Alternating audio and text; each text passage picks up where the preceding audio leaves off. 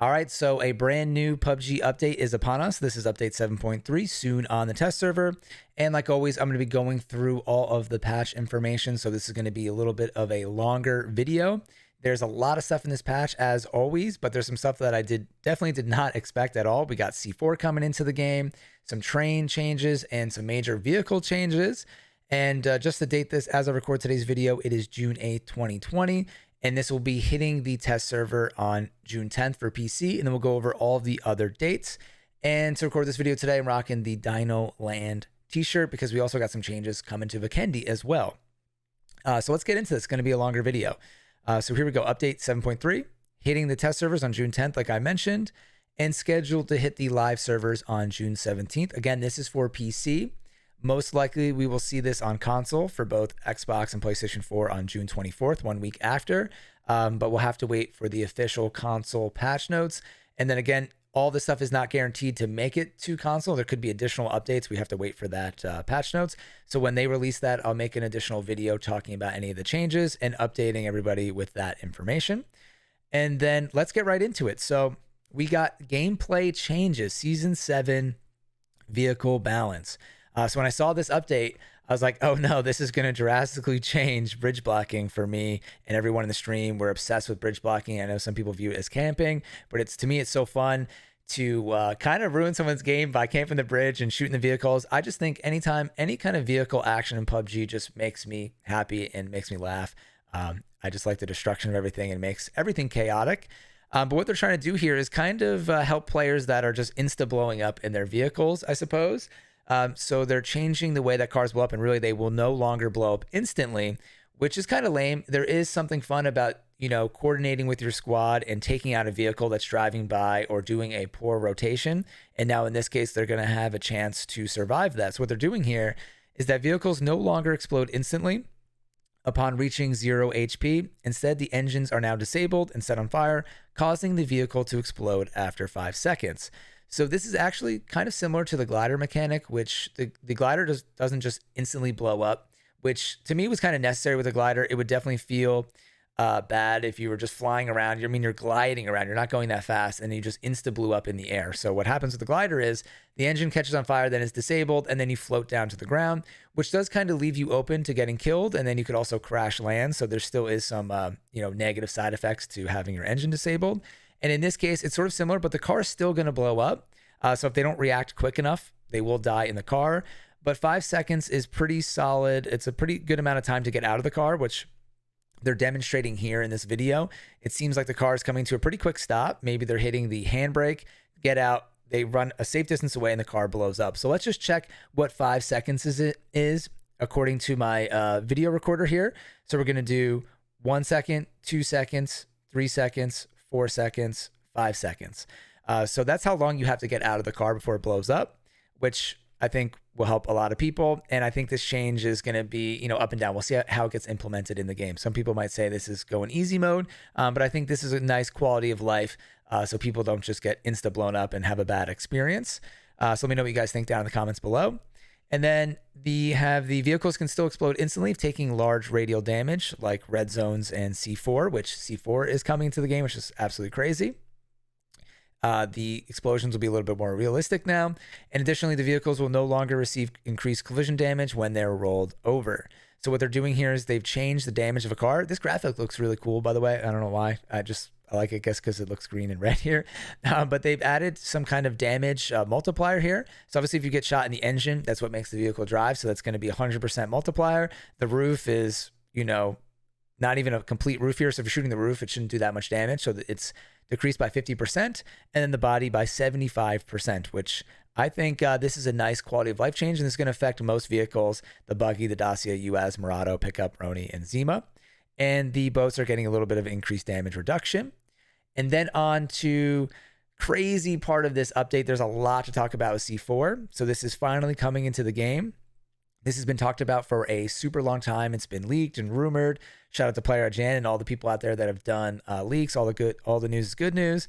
And I guess it's finally here, but I understand now after reading this why this was probably very complex and adding into the game. Sort of like the Riot Shield, there's just so much potential for it to be misused and overpowered. And definitely excited to hear what you guys think about this. All right, so let's hear what PUBG has to say about this. So C4 is an interesting and powerful new tool that gives players new ways to strategically flush out timid opponents. With a massive 25-meter effective radius and damage that can penetrate cover, you'll be wanting to run away when you hear this beeping brick of boom. Quick note about C4, we don't intend this to be just another throwable. It has a pretty short range, but can be used to cut off enemy entry into a building or new zone, or as mentioned above, can force enemies out of their safe position. So this is absolutely wild. So let's check this out and then talk about how this can be used and potentially misused or abused in the game. So C4 will start beeping and will automatically detonate after 16 seconds. So this is actually a huge time gap. You have plenty of time to, respond to a C4 being put in your area, and you'll be able to hear the noise of the C4, and it will get louder as it gets closer to detonation. The detonation cannot be stopped or activated early, so it sounds like you can't shoot this or automatically explode it. There is a warning LED, and the C4 and the audible beeping will increase with clear audible inside the damage radius. So if you're inside the damage radius, you'll still hear it. The C4 sticks to most surfaces, including vehicles. It does not stick to players. So people are probably going to be trying to do the old school Battlefield thing where you put a C4 in a vehicle and send it out into the enemies, which is kind of hard to do in PUBG to get those vehicles to roll well. Sometimes they do and sometimes they don't. But definitely we'll see some crazy stuff, or C4 on the glider is going to be nuts. Effective damage radius is 25 meters, which is really large, but the lethal damage is at 15 meters, which is still pretty big. And the damage extends vertically, but a little bit less, 12.5 meters. And the shockwave emitted from the explosion is so powerful it damages all enemies within its radius, even if they're behind cover, which is nuts. And due to the weight of C4, you can't throw it far and you can't carry many, and it'll be found on all the maps except for Karakin. So Erangel, Miramar, Vikendi, and Sanhok. So let's talk about this. What's crazy about this to me is if you know someone's in a small building, say it's a 2-story building, say you land Picado, a lot of people will land and camp in certain areas. So say you're in one of the 2-story buildings next to the casino. It would be west of the casino. If you guys don't know that area, just imagine any kind of small 2-story building in PUBG. Especially if it's 2 stories and the building is small. That's kind of within 25 and 15 meters just right there. If it's like a ranch style building and it's spread out, then the 15 meters, you could probably hide somewhere in the building and not get killed by it or damaged by it. But if it's a small building, especially stacked on one another, you could throw the C4 on the outside of that building, and if they don't move within 16 seconds, you're going to kill them, which I guess is good.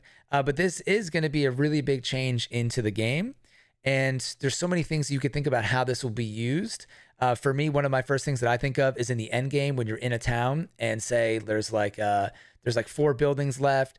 You're playing, say, squads or duos, and everyone's got mixed match teams. Like you might have 3 people left in your team. You might be a solo player. Everyone's hiding in buildings.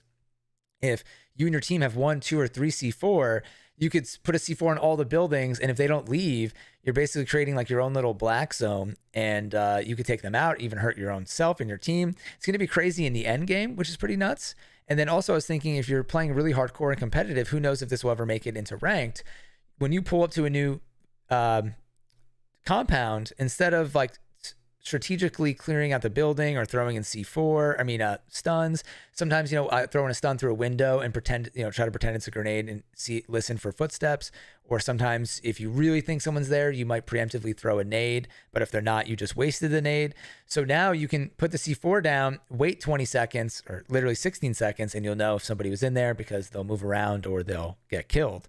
So this adds a whole nother dimension to the game, which I think is good because PUBG is trying to fix problems. What's great about PUBG and really what makes games great is when they implement something into the game, it has counters. And right now, camping doesn't really have a great counter. You just have to, if someone's just camping in a bathroom, you're going to loot, you've been in a building for say 5 minutes, you finally open up the bathroom door and you get killed. And that is definitely a bad feeling, but camping exists in almost every single game. And there's different layers of camping. There's strategically holding down a position. And then there's literally just camping in a bathroom, staring at the door for 10 minutes, which I think everybody agrees that kind of stinks, but sometimes you're just in that position, right? You're in a building, a team rolls up on you, you panic, you go into the bathroom and you stare at the door. We've all kind of been there or had that situation if you played PUBG, but at least here there's a way to maybe work around it. But then I also know that people will probably do some unfortunate things that won't feel great with the C4 as well. So if you guys can think of any of that stuff, I definitely want to hear it down in the comments below. Like I guess you could, if a team is running in, there's only a couple walkways, you could, like from the blue zone, you could put C4 there. If you know they're going to end up in a building, you could preemptively put it there. It would be pretty hard to time this if you put it on a bridge, so I don't think that's going to be possible. But definitely going to be fun seeing people do some crazy stuff, attaching it to vehicles and other moving objects. I guess you could throw it onto the train, which would be pretty nuts, and so on and so forth. So wow, going to be seeing a lot of footage from this in the coming months. Then we have spike traps. So no, this isn't a big part of the game for people, but for me, I think this was a great fun addition that didn't mess up anything in the game. It's always annoying to get killed. I mean, to get run over spike trap, but sometimes it's hilarious. I've run over my own spike traps, major fails, but they're not that long. And what's kind of tough about them is, say if you finally find a spike trap and you put it on a road, if the circle rotates, it might render that spike trap completely useless. So what they're doing here to try to help the use of the spike trap is increase its length by 50%, which isn't that much. It's just a half of the length of the spike trap, increasing it by. So it's not like they're doubling this thing, but hopefully this will help a little bit. Something that the stream thought would be a good idea. I can't remember who exactly brought this up in the stream, but shout out to people who have brought this up in the past. That'd be nice if you could pick up the spike trap. Like if there was some kind of maybe like 5, 10, 15-second timer where you had to sit in the middle of the road and re-pick up the spike trap, kind of like doing a med kit. So it would make you vulnerable to just standing there, not doing anything, but then you could also get the spike trap back and then move it into the circle into a better location, which to me would definitely help. And then we have some more Vikendi changes later. I think this is here on accident. The parachute follow feature is back into the game. This was intended to be in the game in one of the in season 6, but then never made it in. So now this is coming back, and this is a really great feature where if you're new to the game, you can just follow one of your more experienced teammates, or helps keep everyone together. Sticking together in squads is such a big part of the game, especially off the bat. When you don't land together, that can really kind of ruin the beginning experience. Someone's by themselves, they get killed, and then they have to wait for 30 minutes for the team to play the game, or else you have to quit out. So sticking together is huge. And also helpful for people like me that are lazy and don't pay attention when they're parachuting and talking to chat. So I'm very excited for this feature, even though it's not that big of a deal. And then we have a new esports tab, which I like a lot. I feel like if they're going to be doing esports stuff, they should promote it and let people know. I'm interested in watching this, and I've actually made videos about this, but I always forget when things are on. I'm not going to always be checking, or I don't have it saved on my phone. So I'm always in PUBG. So the fact that this tab is here is nice to see what's going on in the standings and when things are going to be happening. So I feel like they should have had this a long time ago, and just a nice little quality of life thing. And then now we have the Vikendi improvements. So we're going to start off with the train line first. And then we got some additional stuff down below. So let's talk about the train. I've been obsessed with the train on Vikendi. Go Dino Land. Love this map. I think right now it's my favorite map in the game. And I know a lot of people weren't interested in the train line at first, but as a joke, I really think I might have some of the most time spent on a train in North America, because I just find it so much fun and so rewarding trying to attack people from the train. And I've gotten very familiar with the train line. So what's here already? So the green line, I call this kind of the daddy train because it goes around. It seems like there's 2 of them that just constantly go around the green lines and stop at all the white dots. So to my knowledge, nothing has changed here. All of the stops seem the same. But what they've done here is they've added a line in the middle. So these top gold lines from that go parallel from left to right are the same. Right here from Dino Land to Hot Springs, from Critchos to Cargo Depot. But this one down the center has been added with the stop in the middle. And then also, if you can take a look at these stops, they were kind of broken up from, like, you would have to go A to B to C. You'd have to transfer at all of these dots. When on the green line, there is no transferring. You just stop, and then the train keeps going in about 10 seconds. So here, it was really inefficient to travel around, because when you would show up, if you would take the train from A to B, you'd have to wait to take the next train from B to C. You'd have to wait for it to arrive. It wasn't timed up perfectly. And it's just really inefficient to travel on these lines. It just doesn't really work out that well. So I feel like these were probably taken less, and they probably noticed that. So then they extended this to where it seems like you don't have to swap or switch trains. It will just keep going. I'm assuming right here in the middle is probably a swap where you pick if you want to go to Cargo Depot or down to Villa. And now that they've connected it in the middle, it makes it more kind of continuous. I was trying to do a game where I spent the entire map on the train. I've tried many, many times, or win the entire game on the train in the final circle. But it's just too difficult because if the circle rotates anywhere but, where the train is, you can't really do it. And if it goes center, there was no train line here. So now this is more of a possibility, but it's still kind of impossible because the train would just keep sending you into the blue and you take a bunch of damage. But maybe one day I'll get there. And overall, I think the train line is a great addition to PUBG. Something that I would like to see changed is right here, there's a stop at Cargo Depot and there's no connection here. So for example, at Sawmill and east of Krichos, the gold line meets up with a stop here. So you can get off the green line, get onto the gold line or vice versa. So right here at Cargo Depot, there's actually a whole like train station right here, and it is the Cargo Depot. So you'd think that there should be a giant like junction there, but there's not. You can jump off the green line and get on the gold line, but I feel like it should stop there. And then same thing here. So on Sawmill, this is all connected, but on the right side near Hot Springs, this is kind of just like the tracks break there, and there's like a train that's off the tracks that's on the ground. So I think they're just trying to make it like, okay, this area blew up or had an explosion or something, but it's so close to Hot Springs that to me, it would just be more functional if it connected right there. I don't know. Those are just some of my ideas, but hopefully they'll continue to, look at this stuff. And I like that they're doing a mid-season update to Vikendi on something so big like the train lines. We'll be interested to see how they added this in the middle. So I know we kind of spent a lot of time on that, but like I said, I think the train is a really fun addition to the game.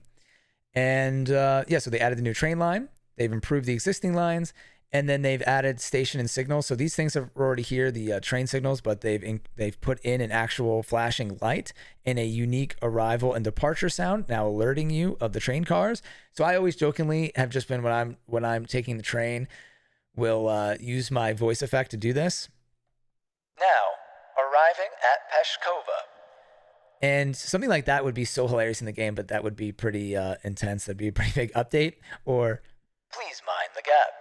But now just having at least the flashing lights and the unique arrival departure sounds will be nice. You have about 10 seconds before the big train departs. But yeah, just a little nice quality of life buff, and hopefully more people will start taking the train. Then anyways, moving on from the train system, we have additional cover, added more tree and rock cover in towns and regions where it was lacking. Dinoland, this is random. Artificial geysers have been added to Dinoland. I can't wait to see this footage. I'm surprised they didn't. I'm sure this will be in some kind of trailer or something like that. I'm surprised they haven't shown it yet. Or people will be posting footage of this once it goes to the test server on PC, which I'll be streaming on Twitch, twitch.tv/Blitz5 and friends. I'll be streaming the PC update of this, even though I normally play on console. And then we have a loot balance, increase the DMR spawn slightly on Vikendi, which I think they included up here, and they probably meant to move that down. I think that was probably a mistake there. And then we have some UI UX improvements, new addition to the network statistics data, which is disabled by default, performance, reduced instances of FPS hitching and stuttering, which people are always looking to see an improvement on that stuff. And then the third season mission track is now available for Survivor Pass Cold Front, or will be available when this goes live. And then I kind of want to go over some of the dates here. So the Survivor Pass ends on July 15th. This is for PC players. So this will be 1 week after for console players. So this season will be ending again, July 15th on PC, then most likely around July 22nd for console. And then with ranked mode, same thing. The current ranked season will end on June 22nd. So June 29th for console. And then the new season will commence immediately after the completion of maintenance for season 8. So they're really keeping this stuff on a roll here.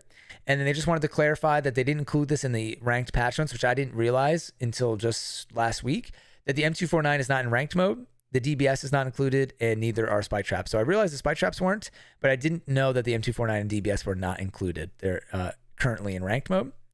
And we got some updates to custom matches. Now there's a new tab where you can see all of the games just from one screen. So they're trying to fix this a little bit. And there's some new observing features. I'm not going to go over all this stuff, but the one that I liked is you can switch to attacker's perspective. And I think this switches to the most recent attacker who has attacked the player being observed. This is a nice feature. So it kind of keeps you in the action when you are observing. And there was just a follow notification. Shout out to whoever just followed. Thank you while I record this video. And then we got some new items for PUBG swimsuit and some PCS stuff here. This is cool. Kind of reminds me of the Sanox stuff that came out a long time ago, but I don't know if this is enough for me to buy anything. Right now, there's actually some really cool skins in the store for console. We finally got some streamer skins. So if you're on Xbox or PlayStation, make sure you check them out. It's like the Break skin, the Lumi skins, and the Ashek. I don't know how you say that guy's name. Probably some of the best skins that I've seen on PUBG. So that seems to be the majority of the update. Again, I know sometimes these videos are long, so I appreciate if you guys stuck with me to the end here. Definitely want to hear what you guys think about C4. Remember, I'll be streaming a lot of this new update stuff on Twitch. Again, twitch.tv/Blitz5 and friends, or right here on YouTube. And yeah, thank you all for watching. I'm Blitz5, and peace out.